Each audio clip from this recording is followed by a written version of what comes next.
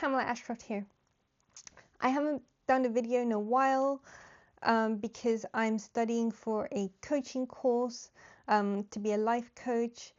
I've been getting my coaching hours practice and all the content that I have to learn for the course, and also I have my PR work. But I felt called to do a video now with the Michael movie out.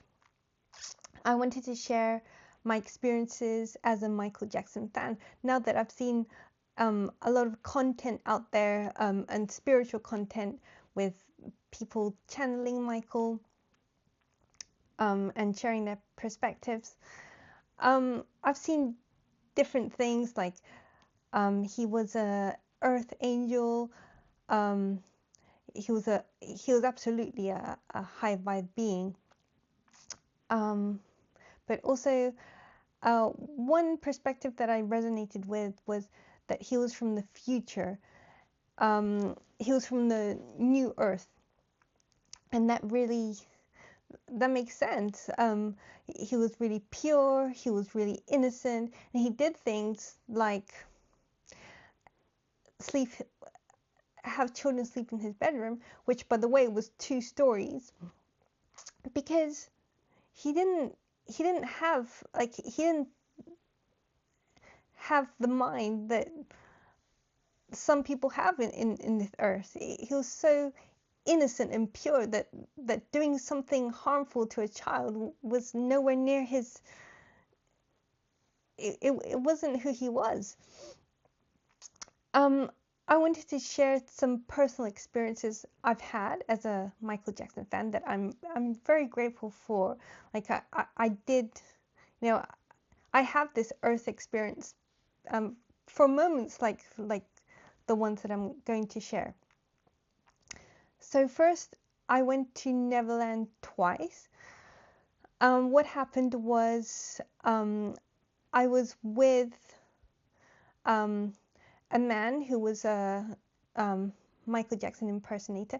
I did love him, and he had lots of connections, and he knew that Michael Jackson was going to allow fans into Neverland for his birthday. That was 2002.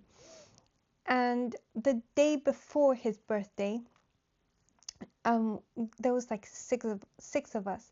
We went to Neverland. There were already like loads of fans there. And Michael happened to come out in his car after a while with Prince. I later found out that he was taking Prince to the dentist for an emergency. And he came back probably half an hour later. First of all, loads of fans followed his car, but we decided to stay there. And that was the best thing we could have done, because Michael came back probably half an hour later. And because we were calm, Michael let us in. And even though we weren't with him, we got to experience a lot of the rides, the carousel, the bumper cars, the wheel, the pirate ship, which was really scary. And we ate popcorn and ice cream and chocolate. And we went to see some of the rooms. We saw the movie theater. I mean, some of the places that I had seen growing up in the Oprah Winfrey interview he did with her. And yeah, that's one of the experiences. It just goes to show he was such a giving person. He was such a giving person, giving to his fans. Another time in London, he gave fans pizza. Fans who were waiting outside his hotel. But another experience I wanted to talk about was also 2002. I think it was September. It was outside. It was in Holborn. It was the Regency Hotel in Holborn. He came out in his car, and Uri Geller was with him. Uri Geller is a British spiritual person He's known for being able to bend spoons with his mind. And there's a scene in The Matrix where there's a small boy um, bending a spoon with his mind, and that was inspired by Uri Geller. But anyway, I walked up to the car, and my boyfriend uh, was with me. We had a Michael kind of he gave us he let me he came up to he reached out his hand to me and his other hand to my boyfriend.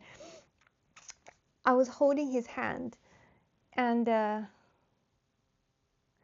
didn't understand why. I don't know if it was seconds or minutes that I was holding his hand, but I felt such a sense of overwhelm that I had to let go and move away. And then as I was grounding myself, I realized, like, what am I doing? And then I tried to regain my spot, but there were other fans where I was. But I didn't understand it at the time. I thought maybe I was just overwhelmed because I've been a fan since I was 9 years old. But I think what it was, he was such a high vibe being, and some spiritual people on YouTube have been saying that some people couldn't handle his energy, and I think that's what it was. It was just so intense. And I love the song "Another Part of Me." That's been my favorite song of his forever, and it is so New Earth, like we're all connected. You're just another part of me, and that really summarizes like his energy. Um, but yeah, I just wanted to come on here and first of all, um, reaffirm that I love Michael Jackson. I'm a big. I don't like the word fan. It's not. It doesn't serve. Like, you should only be a fan of yourself. But I love him. I love his music. He was a great person. Um, so yeah, I have I've had distant members of family, and some people in my life say, "Oh, I'm glad that you're not a Michael Jackson fan anymore. He does bad stuff. He did bad stuff to children," and that is not the case. That is so not the case. I've always stood by his innocence.